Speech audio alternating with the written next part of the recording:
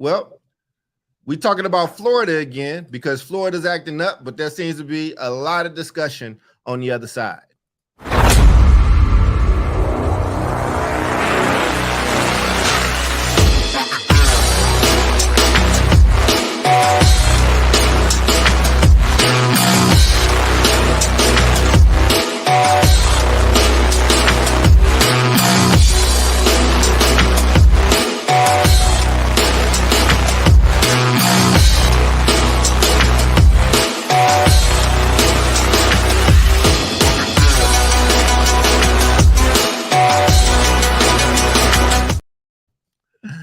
What's up, everybody? Welcome to another episode of the South Star Classroom. That's Omar, that's Jubilee. David will be joining us soon, but we are all honored and happy and lucky to have this man leading our efforts today. You know, we don't know where in Carmen San Diego he is, you know what I'm saying? But we are very, very interested for today's topic. And let me just go ahead and give it to the one, the only Omar Yanar. How you doing, man? Bueno. What's up, y'all? How y'all doing today? It's good to see you. We got a hot topic today. I'm really excited to get into it. But before we get into that, as always, man, we got to do our check-ins. David Castillo is running a little bit late, so hopefully he'll be able to join us and check in. But as a Texan, ladies first, Jubilee, how was your week? How you doing? Said that. Ooh, ladies first. Ladies first. I am doing very, very well. This is a monumental week for my sons and I. I'm currently on the campus at Harvard University. My son is just finished day 2 of his business entrepreneurship program here. I'm taking it all in. I've got a lot of thoughts and a lot of opinions connected to the experience thus far, but definitely grateful. Doing a lot of walking. Cambridge is a walking city, apparently. So we've been walking, getting our steps in, and just having a great family time. Indeed. And pedestrians rule in Cambridge. You can literally just walk out into incoming traffic, and there it is. If you go across Harvard Yard to the Grafton Street Bar, if it's still there, that is where they shot Good Will Hunting. And have yourself a Scorpion Bowl over at the Calm. Scorpion Bowl. What's in that? All of that is the whitest things that have ever been said on this show in the last. Oh my God, does it have hot sauce on it? All of it. The Goodwill Hunting, the Scorpions Bowl, all of it. I'm sorry. Go ahead, brother. Very, very white place, man. Boston is a very white place, man. It is all those things. But that's exciting. We got the beer of knowledge. David, man, welcome, dude. Join us. We're barely at check-ins. How was your week? All right. Good. I not much to report. We're just kind of in summer mode. I got a nasty ear infection last week. Oh, no. Right after the show. You know, I had like that swimmer's ear and it turned into a full-blown like inner ear infection. So a couple doctor visits and it was bad. But I'm healthy. I'm back, and good to see you all. So Charles was right because Charles said you need to go get that checked out. I did. What? Man, I'm glad you're feeling okay, man. The family and the kid is doing well, brother. That's what's up, man. Yeah. Thank you. And right on, man. Doc, how you feeling this week? What's going on, Doc? I'm weird, bro. Like I have a milestone birthday coming. I'm here for 2 more days and then I'm away. I'm gone. I'm like leaving. Whether I come back or not, it's TBD. But nah, man, I had like, you know, because I do these shows and stuff, I've like kind of been trapped in social media world and stuff. So I finally was like, nah, I got rid of my Facebook is hibernated, but it's gonna eventually be gone. This is still showing on my business page on Facebook. Actually, I think it might not be. So but through YouTube, David has a Facebook, so that can work still, you know, and I think y'all got it, but I kept YouTube and I still got Twitter for now. Everything will eventually be on YouTube, but IG is gone. I know Jubilee saw and was like, wait, what's going on? Where you out of here? But I've gotten a lot of friendly pushback, but social media just makes me sad. I think it annoys me and it bothers me. It has not been serving me. The good has not been outweighing the bad. And then just like I said, I got like a milestone birthday, so I think I'm thinking about a lot of different things. Like I told you, and David, I mean, and Omar, before you got on, David, like I think I might change my number when I get back. Like I've had the same number since like college.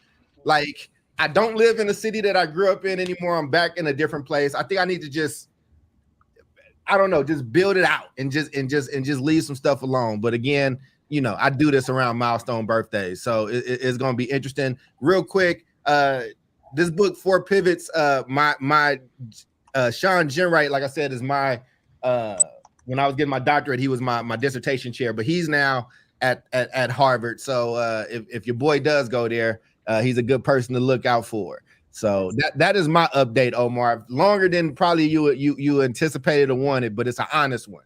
No, man, that's a good ass update, man. You need a vacation, Doc. I need a vacation, and it's funny because I don't like really being like, I'm upfront professionally, but in my personal life, I don't like people just having access to me and all that stuff. So I struggle because I want to build great content. So I'm like, look, I will leave the thousands and thousands of followers that I have between Instagram and Twitter and Facebook. And I'm starting basically brand new over at YouTube. We got about 350 over there. So please go and, you know, subscribe and like over there so you don't miss out on any of these shows.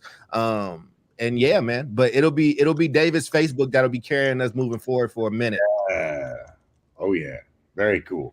I have an addendum to my check-in. Can we do addendums? You can do anything you want. It's our show, man. All right, cool.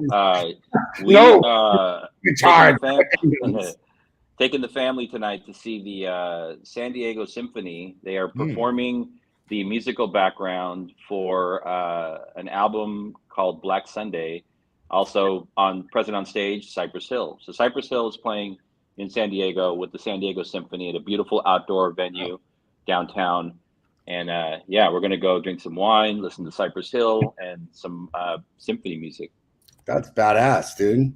Yeah. Boy, look how far we have come in hip hop, man. I'm a big Cypress, man. If you're not from the West Coast, you probably don't know Cypress Hill like that, but I know it probably meant a lot to David. But to see where bruh is now, have you ever thought you see Cypress Hill with a symphony?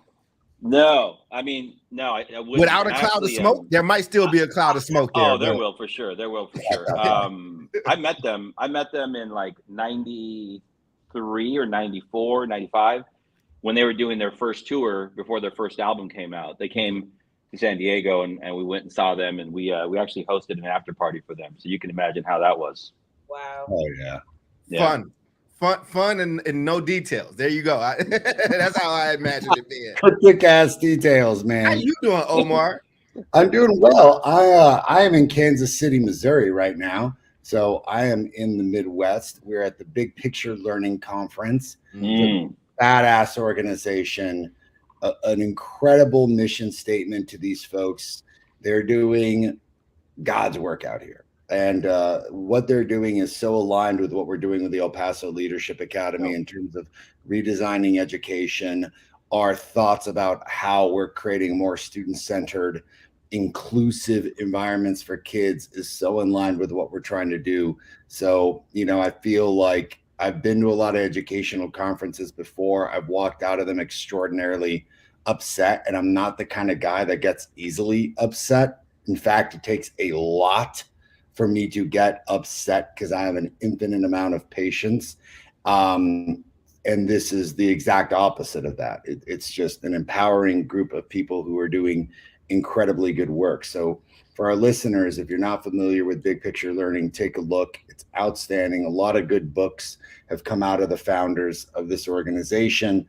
They created the Met schools out in Rhode Island that have had incredible results for kids, mostly low-income minority kids. And you're talking about success rates of 85% going to college, and the overwhelming majority of those graduating, and that's just one of many metrics. So it's an exciting week and a lot of great learning. So I had to step out from a really cool workshop on school designs, things like master schedules that we can redesign to make them more student-centered, teacher assignments, really cool stuff, all these great pivots. So I could host this show, and we have a show We got a hell of a show for you all today. As the doc alluded earlier, we have Florida doing some very, very interesting things with their history curriculum. So I'm going to dive right in and just create some context and share with our listeners, if you haven't heard, what is going on in Florida right now. Their Board of Education has basically finished doing what they have called a comprehensive African American curriculum for all of their kids. This is how they are basically discussing what they have finished creating. And they have said that ultimately one of the facets of slavery was that slaves were able to be enslaved, were able to walk away with a very prescriptive set of highly developed skills and trades of which they benefited. So what they've essentially said is that these folks who were taken from a continent against their will, put into enslavement against their will, actually benefited from the experience because they learned all these highly skilled trades that they wound up benefiting from in the short term, and then radically benefiting from in the long term. So now this has caused a massive flare up, and the internet's crazy. Kamala Harris got on a plane. She took Air Force Two and jumped down to Florida to address her, I think it was either her sorority or a sorority, one of the African American sororities. Delta And Sigma Theta. yes, thank you. Can you say that one more time? Delta Sigma Theta. Indeed.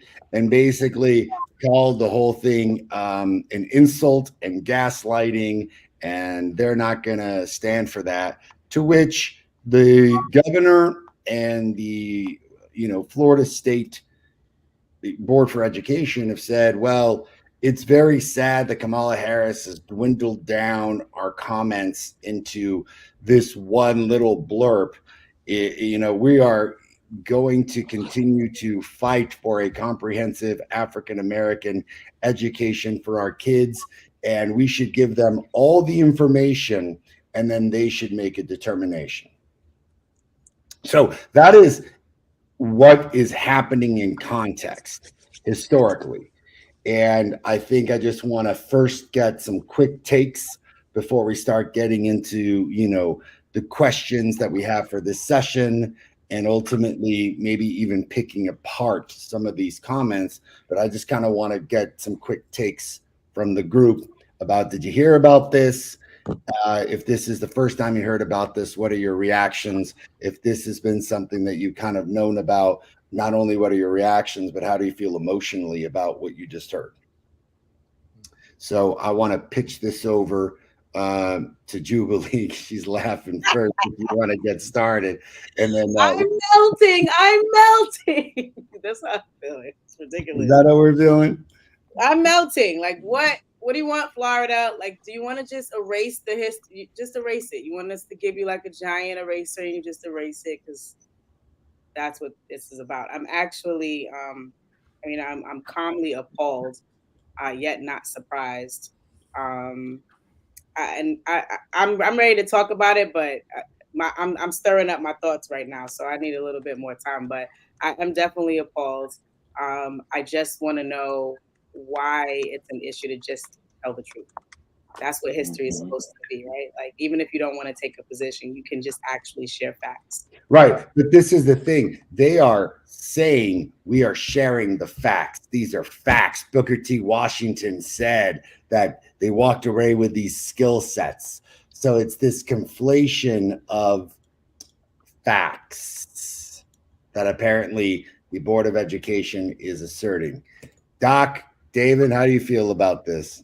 Give Jubilee a moment so we can hear all the things that she is percolating. It's all good. Right, a refusal to you, David, if you want to go or pass it. Yeah, I think I definitely heard about it. Unfortunately, not surprised by it. Obviously coming out of Florida, it seems like it's the logical next step in terms of like what they're trying to accomplish there. Which is what? And then, which is like rewrite history and just go like full bore, like anti, woke and full bore. Like we don't want to hurt white people's feelings, for anything that may have happened in the past. And so, we're going to rewrite it to make it seem like it wasn't actually that bad. And I think the other piece for me is just thinking about the power of curriculum universally, right?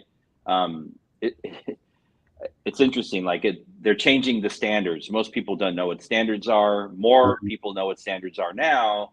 Every state, I believe, has standards. We have the national standards. And then what does that actually look like on the ground? How do you know that the standards are actually being taught in the right way, right?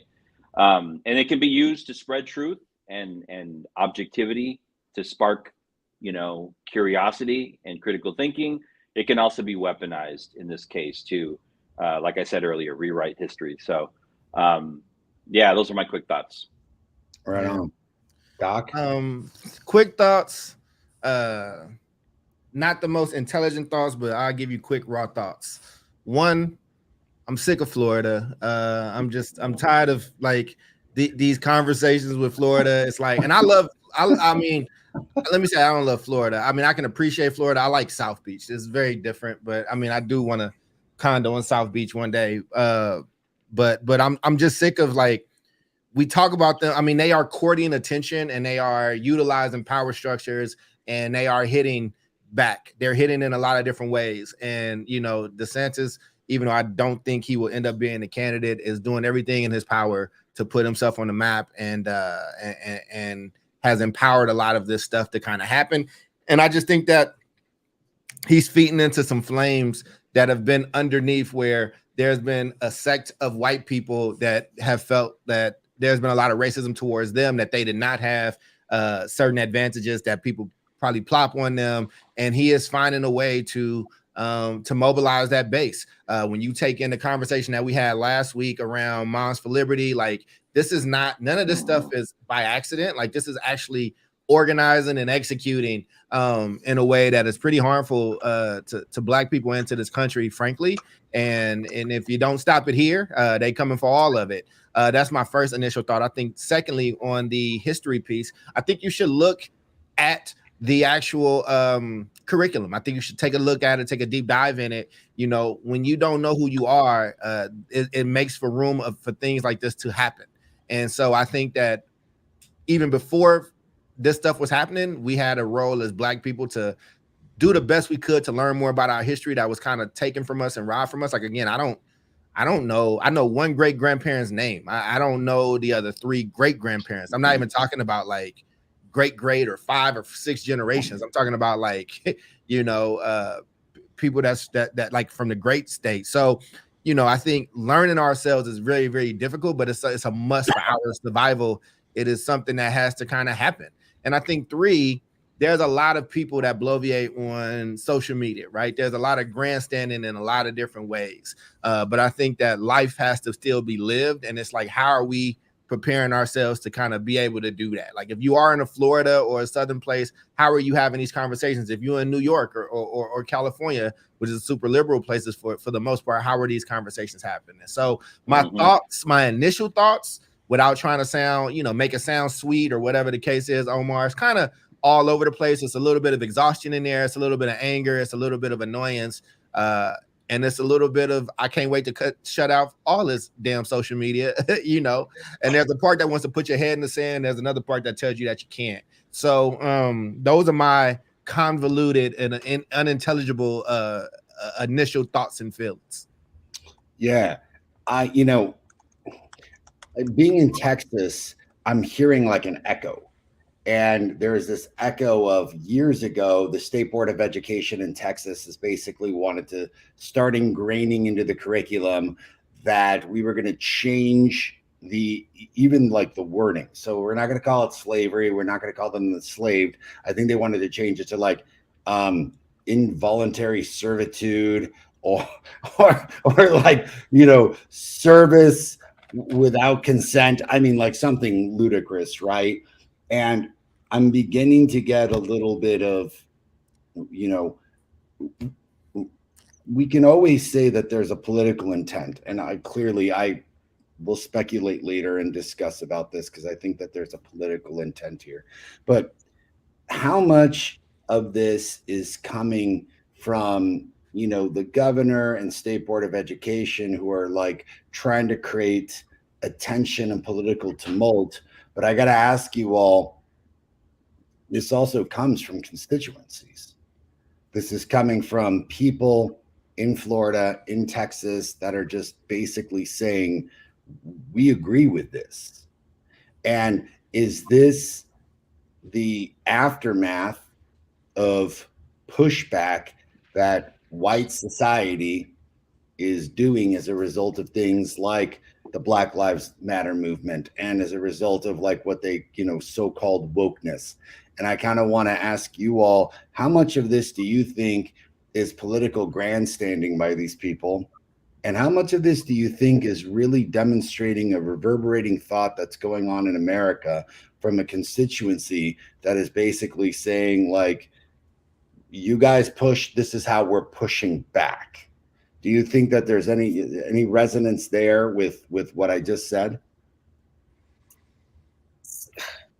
So, yes, I think I'm pulling from this article that I was reading in conjunction with this topic that talked about the Stop Woke Act, right? And it being an act that bans educators from making students feel guilt or shame in relation to historical events, right? Such as slavery.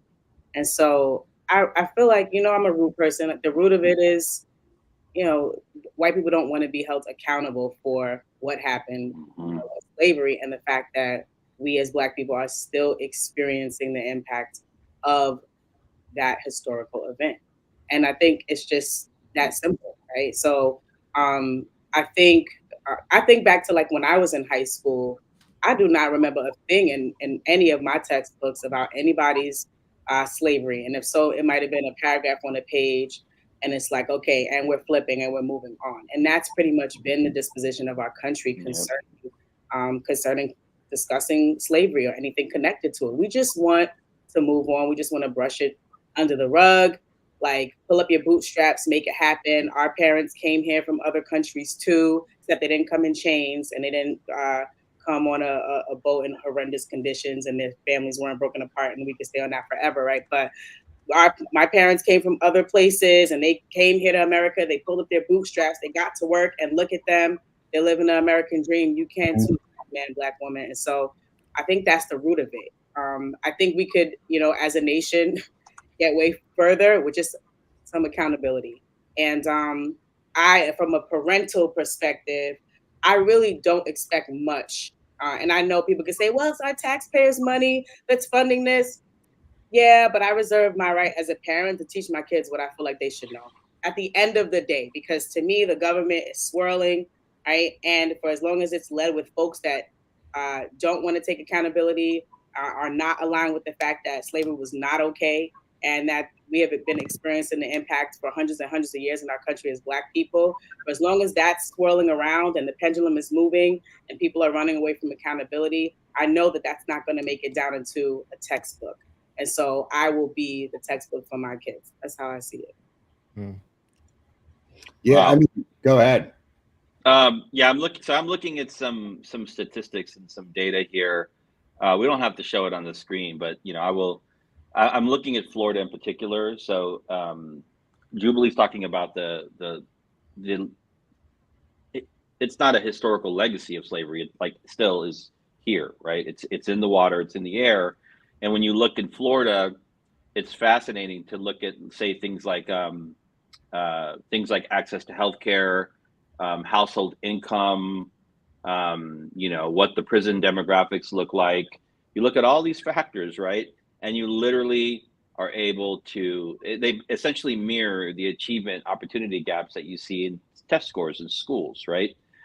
And to say that, like, we don't want people to feel bad, and we want to kind of like draw a line in the sand and just start to look forward, like all of the data coming out of Florida still shows African American people are making less money, have less access to housing, healthcare, are overrepresented in prisons, et cetera, et cetera. So it's unbelievable that people would have the nerve to like kind of rewrite history in a way to say something like, well, we should just like move on, like let's flip the page, without a plan to actually address some of these demographics that and some of this data that the governor owns. He's the governor of Florida, of all people of Florida, you know. And so I just decided to look this up very quickly, and sure enough, it's all there as you would expect. You know, so I think it's it's mind-boggling. Like we have to talk, that should be part of the conversation. In your earlier point, Omar, going back to standards, I know in California there's a mechanism for content standards to be reviewed by like committees and different localities and districts, et cetera, et cetera. But I don't know if this is a bottom-up grassroots effort to have these standards rewritten. Obviously, there's support for it, but it sure looks like it was a top-down thing where somebody just like wrote the stuff on a piece of paper and they pushed it through. Versus, you know, there could be any kind of a process to say, hey, we want your feedback on you know, our history standards for Florida or for California. People might come back with some crazy shit. That doesn't mean you put it in there, right? You have to have experts, historians that, you know, can like fact check these things, you know, and to say like, well, I'm glad that people said that they wanted this, and we are not going to incorporate it to make it look like slavery actually benefited African Americans in particular ways, you know. Wild. Yeah, I mean, I would just say, just to stay in this, man. Can you had a few different pieces of your question? Can you just restate it? I know I got the where's it's all coming from piece, but you had like some nuanced pieces in there. I wanted to make sure I answered them right. Omar. Yeah, absolutely.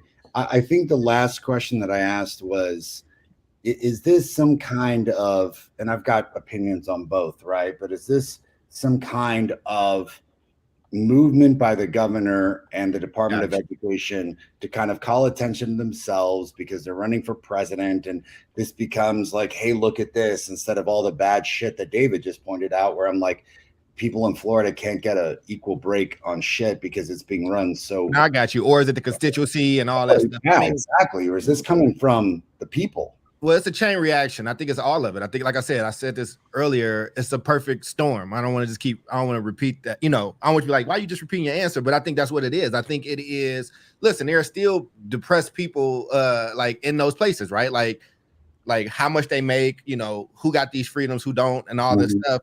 And I mean, one of the things that I've always known since I was in high school and in college, and especially critical theory type classes, is that it's easier to keep a people oppressed as long as I got somebody that I'm still a little bit better than. So if it's like, if I like it ain't, if I'm poor and I'm kind of struggling and making it happen, it's like it take the burden off a little bit more if I'm doing better than these black people or whatever the case is. I think politics is always about opportunity. It's always opportunistic. So where can I meet my base? How can I do this? And we saw this at the proliferation of, we can go beyond before, you know, Black Lives Matter, like with the Tea Party. The Tea Party was like, you know, this is where history comes into play, right? It's like there was a capitulation there that kind of said, hey, this is what we want our politicians to be doing. This is what we want you on, and we'll vote you out. And we've seen how successful these campaigns have been. These white folks, these racist white folks, and I mean, and this is the thing, I don't even want to just meander the conversation by just saying that, right? But their elections were won and lost based off of like school choice in that last big election, right? By saying like, yo, these are our values, these is our identity, this is what we are, and they just continue to grow on it. I think that Black Lives Movement, it really did scare people and shake people up. So I think it's a storm, Omar. I think it is like a perfect storm of this. I don't know how much it is DeSantis believes in or whatever the case is, but I know that's the lane that he's chosen. I know by what he says and by what he is doing. And what I need from our side is, you know, more than just alliteration, more than just good speeches, more than just saying a bunch of the right things. This stuff has to turn into action, because here's the thing that they do have. They have numbers. These people have numbers. Moms for Liberty has numbers. And you know, we having a conversation about democracy, right? It's like we can and shame people and do what you need to, and that's fine, right? But you might win an argument, and then people go into a booth and they close a curtain and then they vote. And I think that people are seeing that moment. But what are we going to actually do? And it's like, okay, you know, I'll post up the curriculum that you shared, which I think is thank you for sharing. I think people should look at it, and I think that, you know, we have to really dive into our own history and making sure that we can teach these things. But this is not the end. This is the start. And it's like, what is that reaction going to be? And I do think that a lot of us are comfortable in a lot of different ways where it's enough for us to just talk about this stuff without actually doing something. And so, man, I'm just droning on. But in my next answer, I'll go through these two movies that I watched over the weekend and I think capture this moment really well. I watched both Oppenheimer and then I watched this movie on Netflix called They Cloned Tyrone.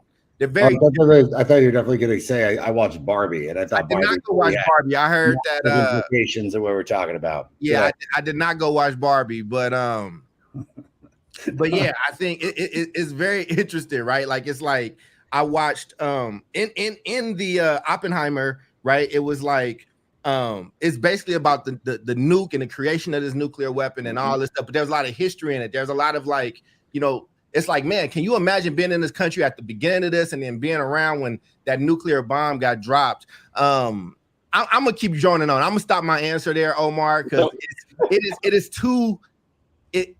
I can intellectualize this, but it also is going in a bunch of other ways. So a quick note on Oppenheimer, because this is connected to the shifting of the standards in Florida to rewrite like what happened with slavery, right?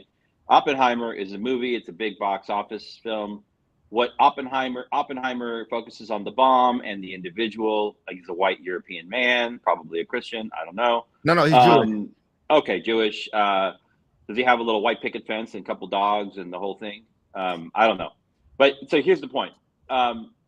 What it doesn't talk about is the fact that the land where White Sands, Alamogordo was native and like Mexican Pueblo village land. It talks about it.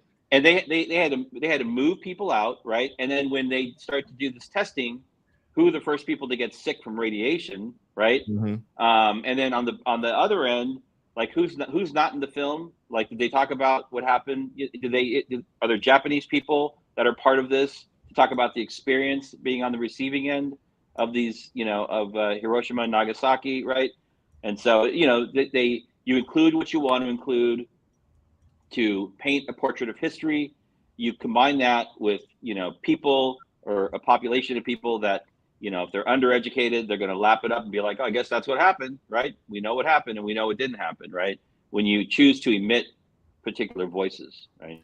Yeah, no, I think, and not to turn into like an Oppenheimer conversation, I would say I think you should watch it. I think so. They do talk about that being native land and Mexican land, and then after the bomb went off, so Oppenheimer's thing was he had this conception and this stuff happened, but he was like, you know, I'm making this because the world should see how powerful this is, and then nobody should drop any more bombs. He goes in and talks to Truman, and Truman's like, what should we do with the land? He said, well, we should give it back to the natives. And Truman pulled out his handkerchief and said, would you like to wipe your tears or something? Because we about to build up on this. Like, get your crybaby stuff up out of here. So Oppenheimer spent the rest of his life trying to like not, you know, he's trying to like end this proliferation, and the person that made the H-bomb was around during that time. And then it just really talks about how America smeared him and brought up all his leftist lean and stuff. And it's an interesting story. But I brought up those two in the context of this was like, you know, he was a Jewish person that was building this. When he started building it,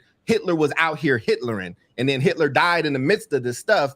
And it was the ball had been kicked too far down the field to stop. And I think that we are at a place where the ball is being kicked too far down the field. It is like, it is the precipice of this country where people cannot get along. Listen, there's discourse around black and white and all these other races that's happening. But as Jubilee and I were talking, even as Omar came on, like, it's stuff that's happening in between in my own black community that is just heartbreaking. That is like part of this, you know, what that conversation has been amongst my own people. And it's like, yo, when you're asking this question, I'm like, this is probably one of the best times to hit us with this stuff, because even within us, we not getting along. We not at the place to have our galvanizing moment.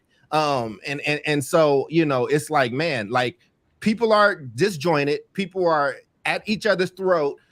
There are a lot of comfortable people of all races, and like, you know, and while there's this other group that is using every bit of its power to like erase us and have these things happen, and they've been very successful, and they have been executing brilliantly in a place that's like leading towards my demise and our demise as a whole. So again, it's a tough show because I'm trying not to take up on the air, but it's like, it's so many things. When you say one thing, it's like, well, damn, I got to bring in this thing and whatever. But, you know, this is not the first time America has done this, is what I'm saying. This is not the first time that we have had a rhetoric. This is not, you know, when you have to drop a bomb on people and you have to sell it, you know, Hitler in the background helps you sell dropping that bomb, right? And it's just, I don't know where things are going to lead. They can go a lot of different ways. Yeah. And we need to smart.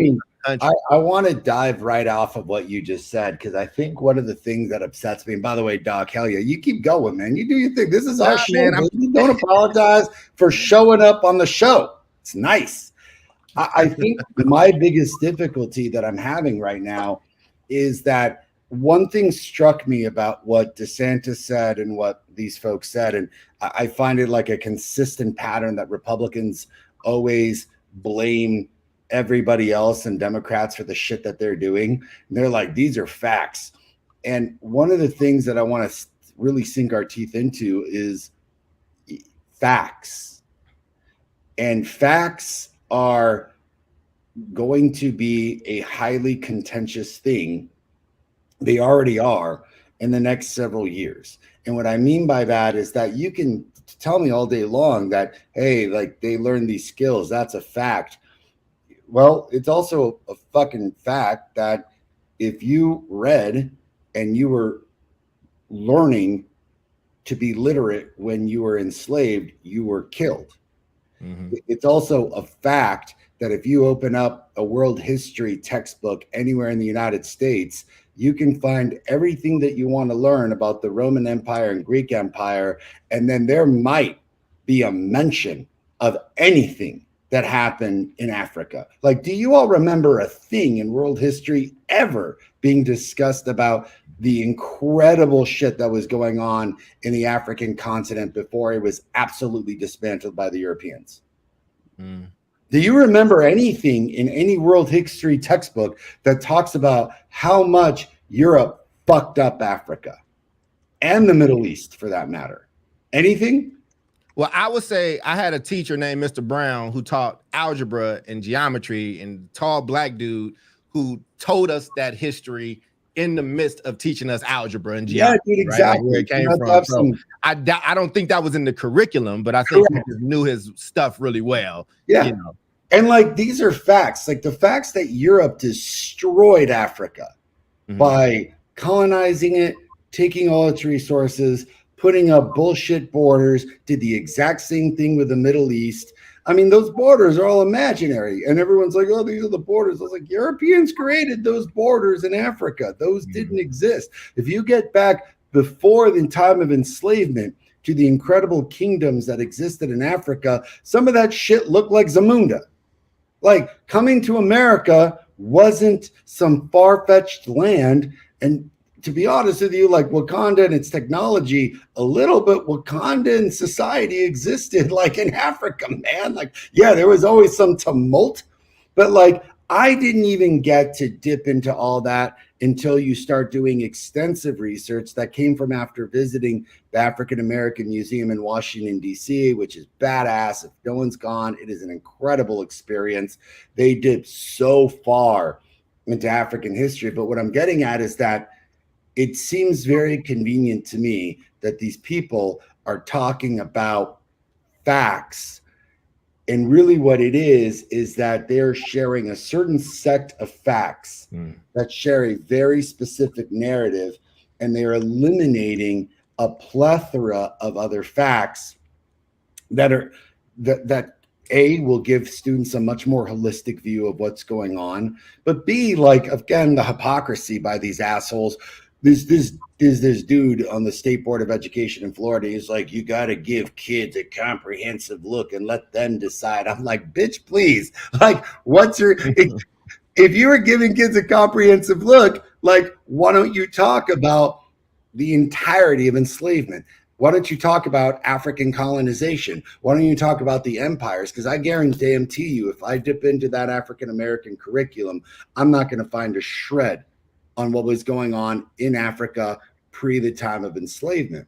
And I think what is really upsetting me is that if you are choosing which facts become facts, and that's the power that these state boards have, and the power that they get to talk with kids, what are, and it's a question of mine, what are the implications?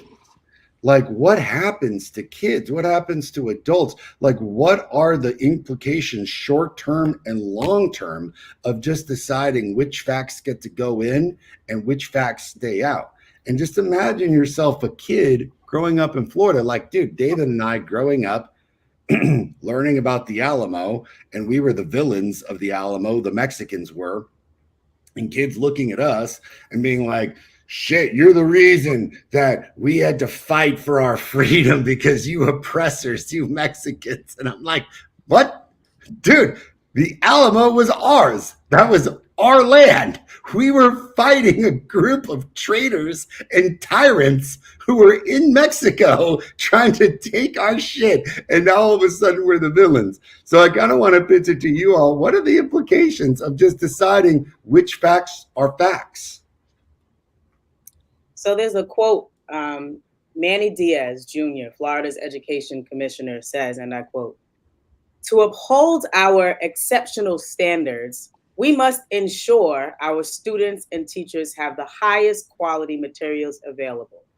Materials that focus on historical facts and are free from inaccuracies or ideological rhetoric."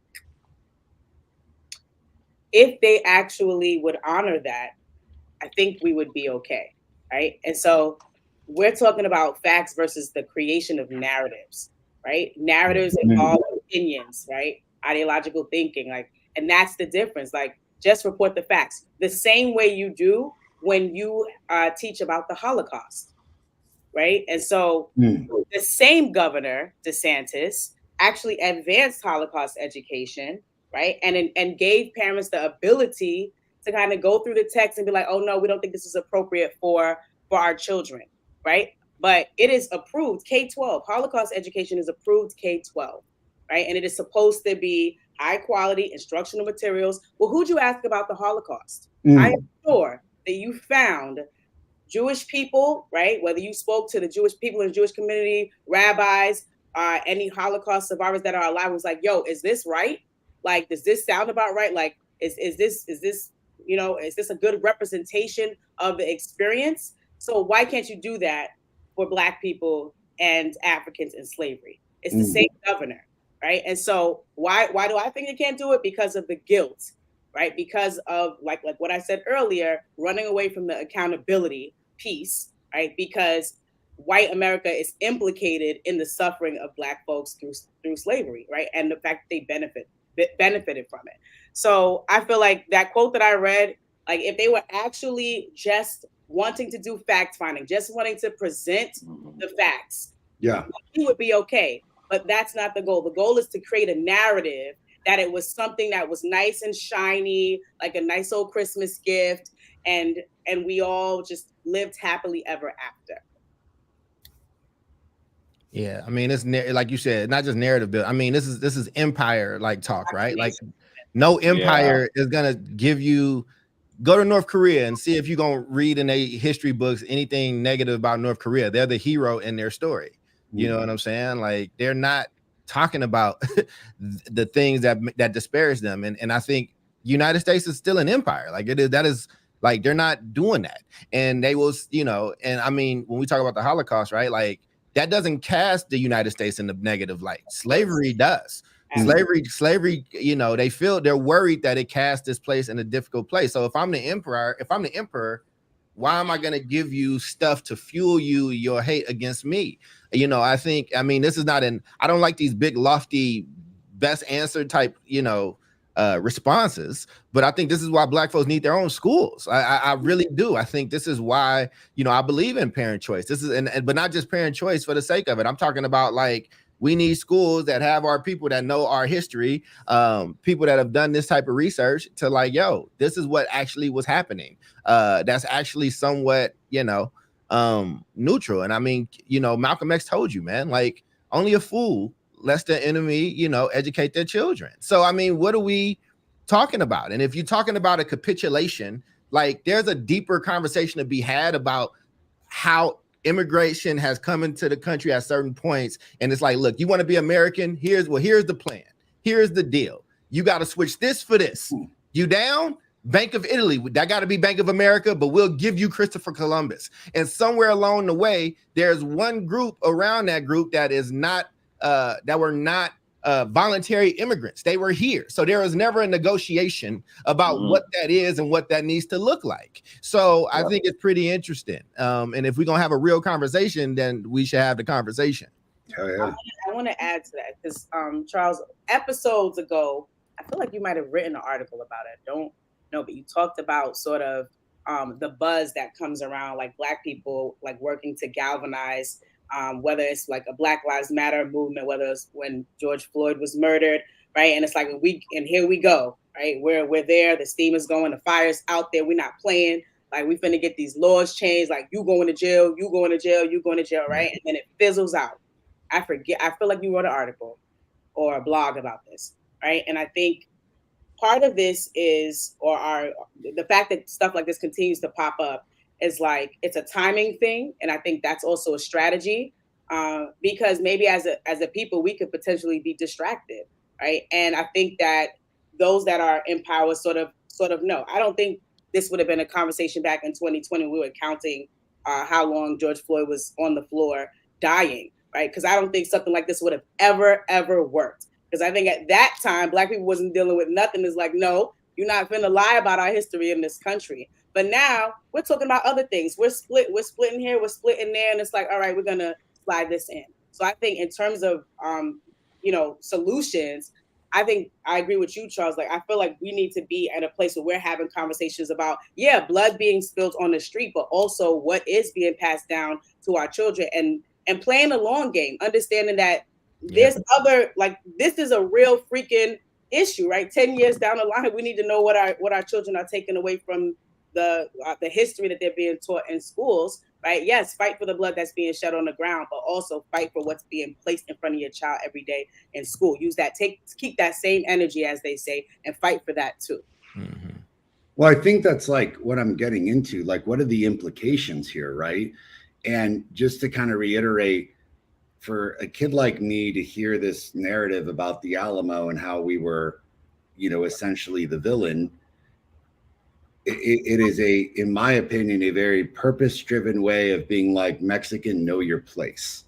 And I'll tell you something that I was just a part of. So I'm out here in Kansas City, Missouri. On Monday, it was badass. We got bussed out to Topeka, Kansas, and we got to see the elementary school that was one of 4 schools that was in the Brown versus Board civil rights case.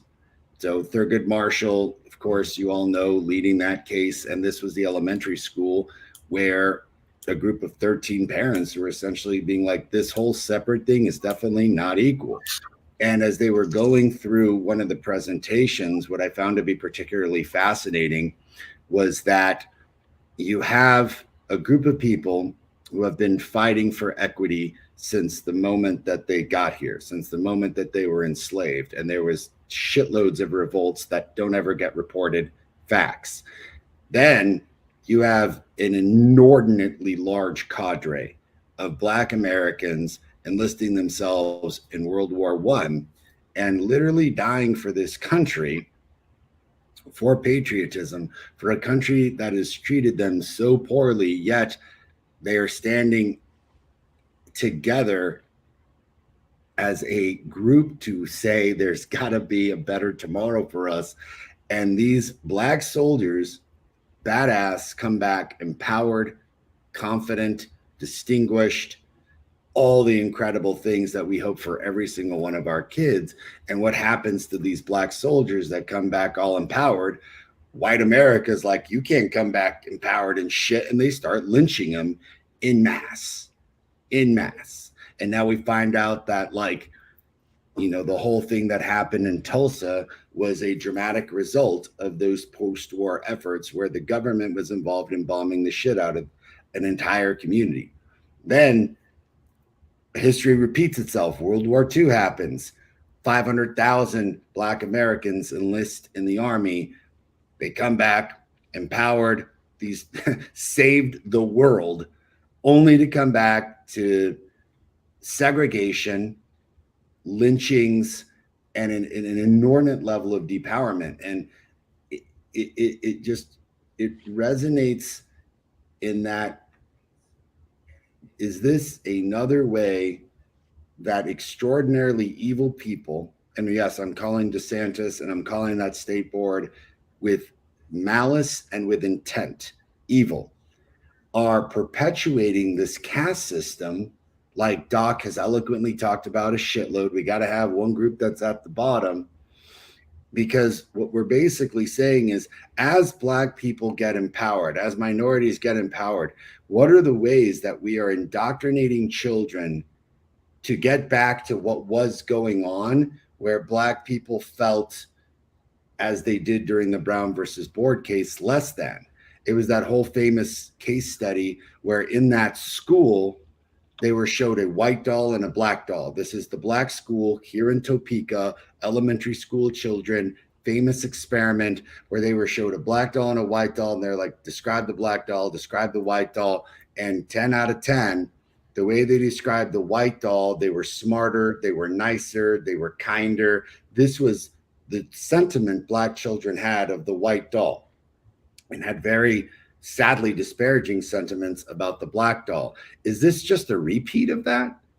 Because this is what I'm seeing from Florida, which is basically, as Black people rise up in power, as minorities rise up in power, we need to find a more insidious way of indoctrinating children so that they stay at the bottom of this caste system, so that they learn a group of facts that are so disparaging that they almost subjugate themselves, that we can't have this equity that we all are trying to fight for. What we need is a group at the bottom, and we know which group it is, and we're finding a way of, and people bitch about, you know, hey, the CRT. This is CRT. This is straight up a way of institutionalizing racism, of putting highly racist things inside of curriculum in order to ensure the subjugation of others.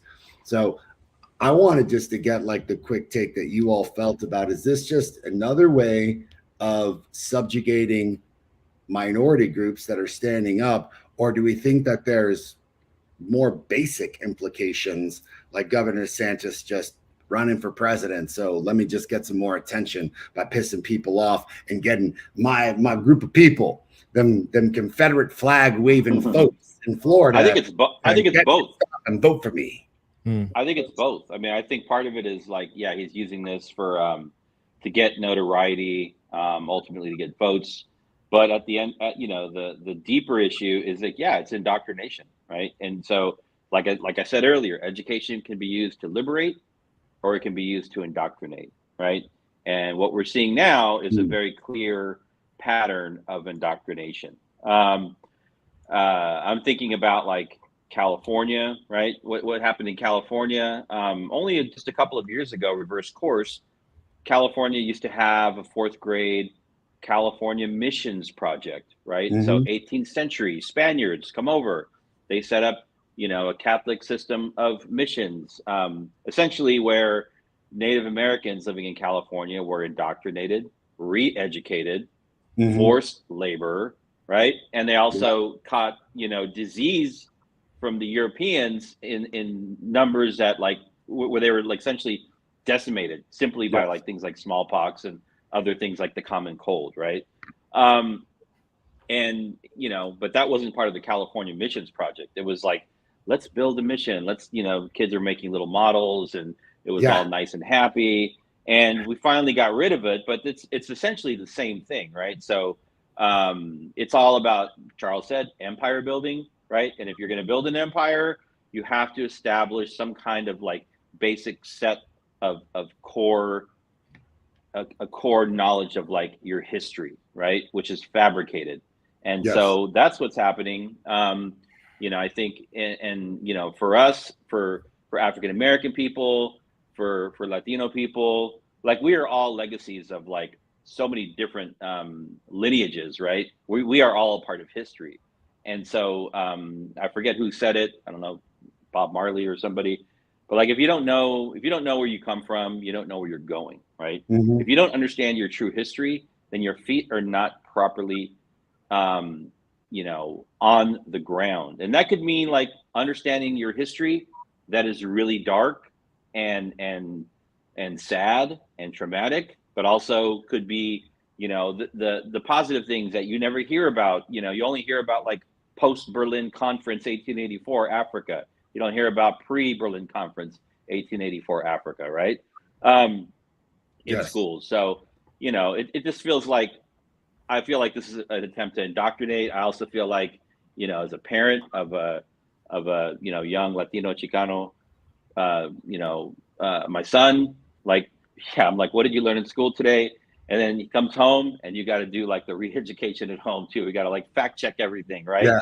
Yeah. And so, I mean, that's just part of the balance of being on top of your kids' education. Because if you just are solely relying on what they're getting in schools, it's not gonna, this is not where we need to be. Yeah, but I think we're lucky enough to re-educate, right, David? Like what happens for to sure.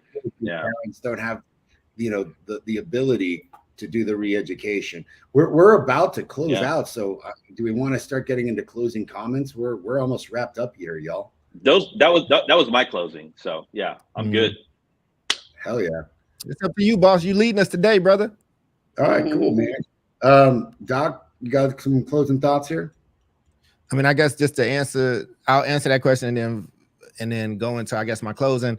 I would suggest people go watch They Clone Tyrone. It's a satire, kind of like, shot in interesting ways. It's entertaining, it's funny, but there's some real underlying things because where Oppenheimer was very like macro, and it did not, just for the record, you should probably watch it if you haven't. It did not glorify that process at all. It kind of showed how that man was cursed throughout his life. But then the micro goes into They Clone Tyrone and just things inside of our community that's really uncomfortable, and that there are greater forces that's at work and that's at play. I think that we're having an empire talk. This is empire building. This stuff, Florida is not in a vacuum. It's not by itself. You got to take into account the Supreme Court rulings where voluntary immigrants, again, right, filed major motions that said these few black people that get into Harvard are what's keeping our Asian kids out of this school. And then you see white supremacists join up with those people and make sure that the funds and things are there to effectively get rid of affirmative action, even though we all know, like, the facts say legacy kids get in far more, or richer kids get in far more than anybody else into the, per capita into this type of university. It is a multi-pronged thing. Jubilee said this, and we've talked about it before. Some folks have the luxury of playing the long game. Empires don't plan for the next year. They don't plan for the next 5 years. They plan for the next 200 years. And I think when you are in survival mode, or you are a people that has constantly been in survival mode, and you're just trying to make it to tomorrow, is very difficult. I'm not saying it's impossible, because a lot of people in our community has done it and laid those flags, for 100 years later down the line. But it's hard to have concerted efforts that will play out over time. It's hard to, think about things that I won't be here to see and to witness, right? And then I think there's a lot of mental warfare that's happening. I think that, like, again, this ain't even the easiest thing for me to focus on, because there's other things happening. We got our own demons on our back, and we got your demons. And it's just, and it's a lot of stuff, and it makes you kind of crazy. It makes you kind of loony.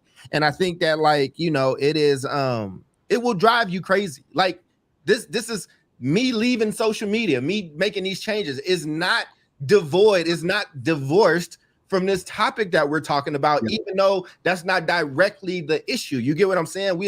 There's a storm that's happening around us where this country is reclaiming this empire status, and they want it, and they're not going to stop. And unless we are organized, unless there's a direct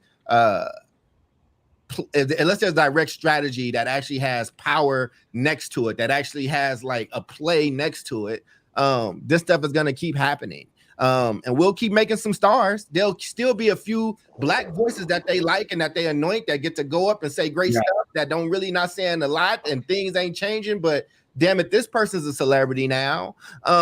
You know, this is the reason that like I think people's mental health is like in a real crazy kind of shout out place, right? So, you know, my final thought, I'll just say, man, I think it's an interesting topic. I think it is a topic that is definitely taking its toll in a lot of different ways. But gotta keep, I don't know what my 100-year plan is or my 200-year plan is. The best idea I got right now, though, is to start learning your history, passing down that history, building in that resilience, and remembering the empire doesn't care about you as an individual, black, white, or otherwise. I tried to make that point with the Oppenheimer thing, how they sold out one of their greatest minds. But also during times of slavery, a white slave owner could do anything they wanted to their slave, anything that they wanted to, anything except teach them how to read.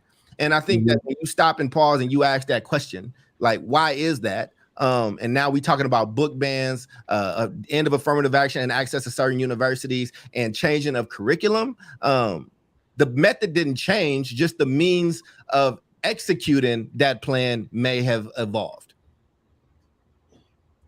Well said, man. Absolutely well said. Jubilee, got some last thoughts here? Oh, just tell the truth. You're getting on my nerves. You're never gonna tell the truth. Yeah, like no truth. You know, back to the quote I referenced earlier, like just present the facts. Like I feel like that's the minimum ask. Present the facts. And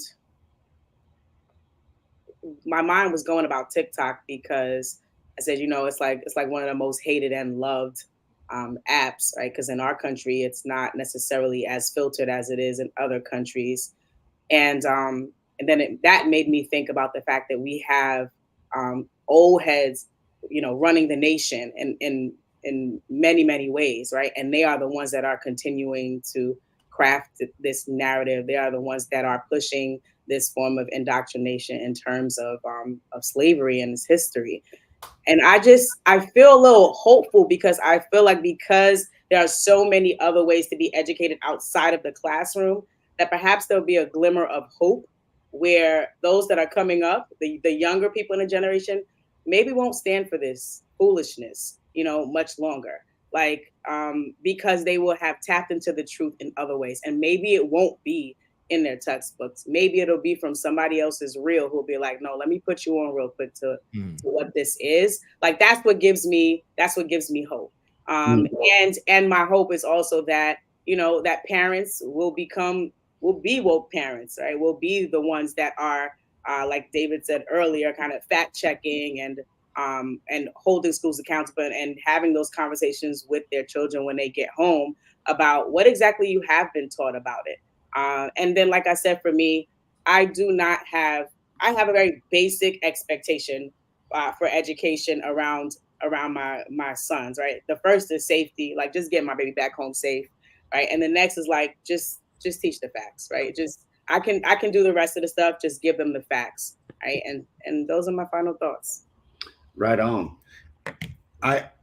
I want to thank everybody. I think we had a great show. Big shout out, humongous shout out to our audience today. The comments were on fire.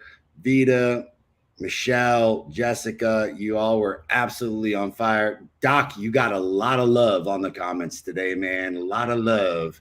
But I wanted to point out that they can just tell I'm tired. That's all. No, man, a lot of love, dude. And, you know, I want to point out Michelle is on fire. She had pointed out that there is, you know, ancient Africa, if we want to call it ancient, like before enslavement, during the times of the kingdoms and everything else, is being taught in DC. So, you know, is this one of those stratification things where you have a group of people who have access to an incredible wealth of knowledge, and you have a state like Florida that is being extraordinarily intent on indoctrinating children with a certain sect of quote facts? And are like, you've got to be able to understand, like, this is, in my opinion, so duplicitous in that I don't think this is just DeSantis trying to, run for the president and get attention. I think this is a duplicitous intent to basically indoctrinate children to, essentially redo Jim Crow. And it's just because I know so much about history, and people are like, oh, Omar. And I'm like, no, man, for all the love that Ronald Reagan gets, Ronald Reagan was quoted on tape in the White House lamenting, being sad about how Jim Crow got dismantled, and is on record with Andrew Card talking about, well, we can't call it segregation anymore. What we're going to do is call it states' rights. And how do we use states' rights to reintegrate segregation? Reagan was famous for all of the drug laws that wound up taking a group of mostly black, and even like Latino kids and putting them all in jails to remove their ability to be voting citizens in the, like, quote, first class strata, created third class citizens intentionally through these drug laws. So, for people being like, yo, Omar, like, this is kind of heavy on the conspiracy. No, this is heavy on history, because I am a student of history. I'm watching history get repeated right now in Florida, where a group of people, cowards, if you will, are acquiescing to a white constituency that doesn't want to hear how terrible their ancestry was. Sorry, dude. Like, you may not have been personally responsible, but like, we carry these sins.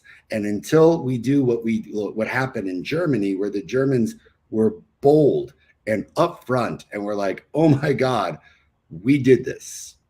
We created these concentration camps. We created fascism. We genocidically murdered, genocidically is not a word, through genocide, murdered millions of people. And the United States consistently, cowardly, not confronting the genocide against Native Americans and blacks and the racism. We're just doomed to repeat it. And this is what's going on in Florida, doomed to repeat history, unless Vita, Michelle, Jessica, Doc, Jubilee, and David, and all of us call it out, start talking about it, and start fighting back. So I want to thank everybody for a wonderful show. On behalf of Dr. Charles Cole, David Castile, the Beard of Knowledge, the wonderful Jubilee Ransom, and me, Omar Yanat, thank you so much for joining us every Tuesday now, 3 p.m. Pacific, 6 p.m. Eastern, with a phenomenal replay, ladies and gentlemen, on Fridays, same time, 3 p.m. Pacific, 6 p.m. Eastern. Also on the podcast. Join us live. Join us on the podcast. Join us for the rerun from South Star Classroom. We love you all. Thank you all so much. Peace.